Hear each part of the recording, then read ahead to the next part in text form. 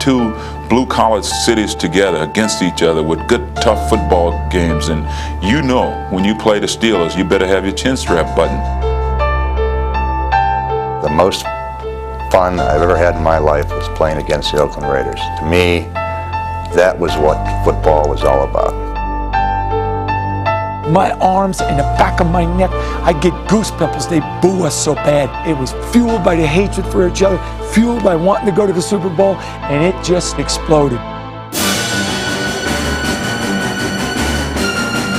After the immaculate reception, the Steelers wilted in the heat of their battles with the Raiders.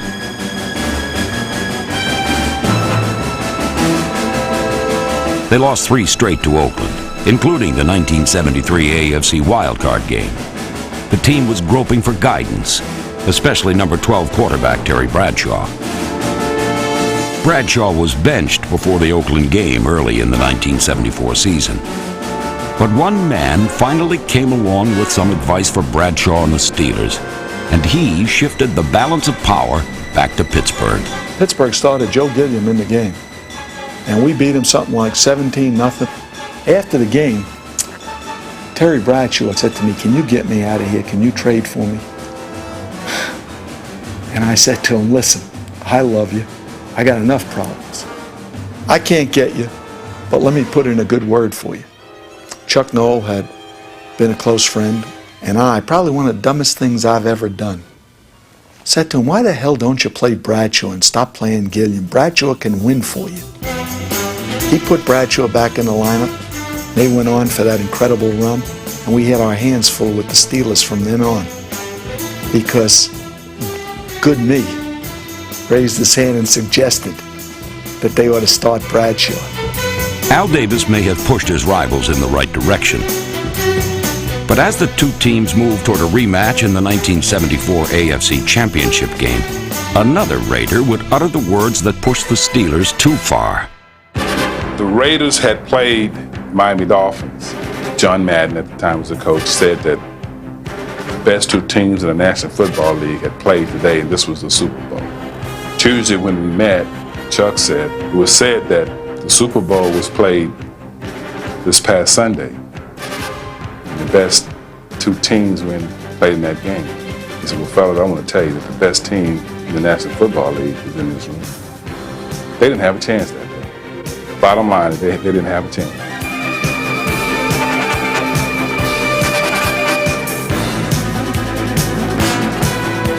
The Steelers used 21 fourth-quarter points to snatch away the game after Oakland had led 13-3. Pittsburgh's 24-13 win humbled the confident Raiders in front of their home crowd. Oakland would have to wait a full year for the chance to get even. In the 1975 Conference Championship game, the plot thickened around a curious pattern of ice and a dubious new character, groundskeeper Dirt DiNardo. The night before that game, this mysterious tear was in the taunt, and we go back the next day and it's frozen. The field is frozen. The only place that's not frozen is between the two hash marks. Our game was the throw-in, the deep ball. Mel Blount, if there's one player he dreaded, it was Clifford Branch, but they all dreaded Clifford Branch. So with that ice, we had to move those receivers in, and that narrowed the field for us. I'll never forget Pete Rozelle said to me, "Well, it's the same for both sides." I said, "Damn it, Pete, you don't even understand what you're talking about. It's not the same for both sides." The Steelers won 16-10 as the ice along the sideline neutralized Cliff Branch. But safety George Atkinson, number 43, and the Raiders did manage to find their own way to take care of Pittsburgh's leading receiver, Lynn Swann.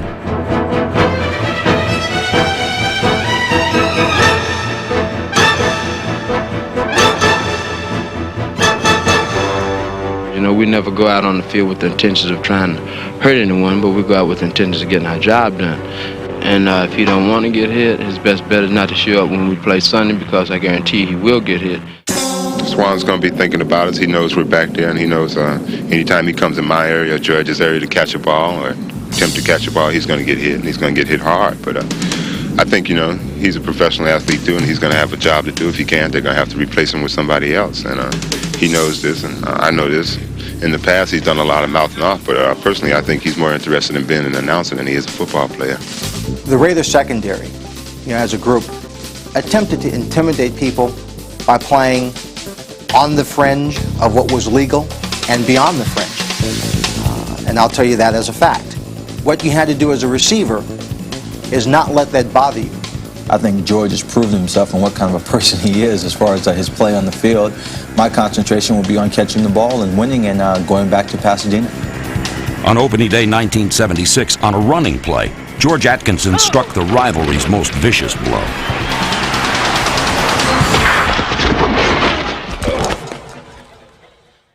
The real bitterness, the George Atkinson situation, where George Atkinson came up behind Lynn Swann and felled him with the blow when Swann was downfield and was not even the guy the ball was being thrown to. The bitterness was really bad then between these two teams. I'm telling you, whenever you end up with the Steelers and the Raiders, you're going to have a tough football game. Everyone's going to be angry when it's all said and done, and eventually someone's going to get sued about it. After that game, Steelers coach Chuck Noll called Atkinson a criminal. Atkinson claimed he was slandered and filed a $2 million lawsuit against Noll to repair his good name. Atkinson's claim was thrown out of court. It was such a joke. You got those maniacs over there and we were too rough for them. Give me a break. Ultimately, the teams took their feud back to the field, where the fight had never been about name-calling, but about pride and the league's two best teams playing championship football. The two Super Bowls that they went to were through Oakland, through us. They beat us both times. We just couldn't take it anymore. It was like we were going to leave it out there. If we don't win that day, forget the season. And here comes the Steelers all cocky, and we wanted them.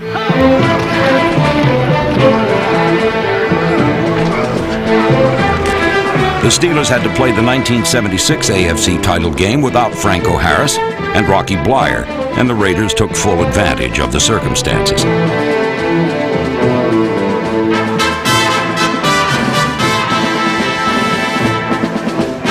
The best the Steelers' defense could do was to keep the score down to Oakland 24, Pittsburgh 7.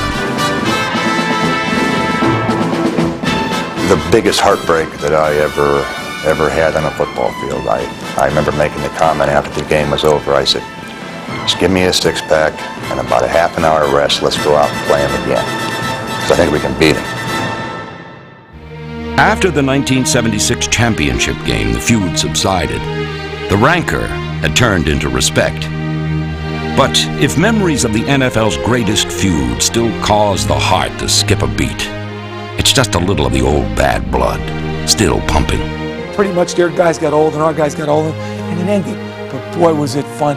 And I go to Pittsburgh now, and I love to sell to these people because all those Steeler fans are in all those office buildings, and when I just go in there and I show them this ring, and I show them the score on the side of this ring. Al Davis put 24-7, Raiders 24, Steelers 7 on the ring. That's how much we hated the